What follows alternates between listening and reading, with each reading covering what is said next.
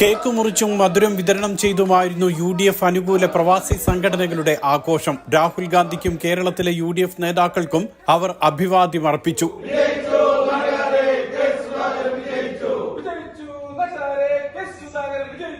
UAE, Oman, Saudi Arabia, Qatar തുടങ്ങിയ രാജ്യങ്ങളിൽ ഹോട്ടലുകളിലും ഫ്ളാറ്റുകളിലും പ്രവാസികൾ ഒത്തുകൂടി UDFന്റെ വിജയം ആഘോഷിച്ചു.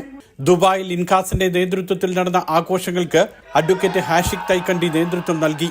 തൃശൂരിൽ K. മുരളീധരൻ പരാജയപ്പെട്ടതിലെ സങ്കടവും ചിലർ പങ്കിട്ടു.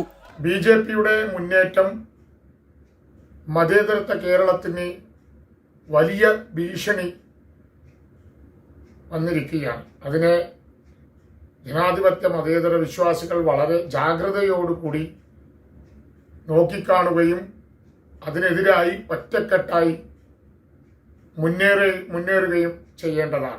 UAE ഷാർജ, അബുദാബി, അലൈൻ എന്നിവിടങ്ങളിലും പ്രവർത്തകർ ആഘോഷം സംഘടിപ്പിച്ചു. ഒമാനിൽ KMCC പ്രവർത്തകർ വിവിധ ഇടങ്ങളിൽ UDFന്റെ വിജയം ആഘോഷിച്ചു.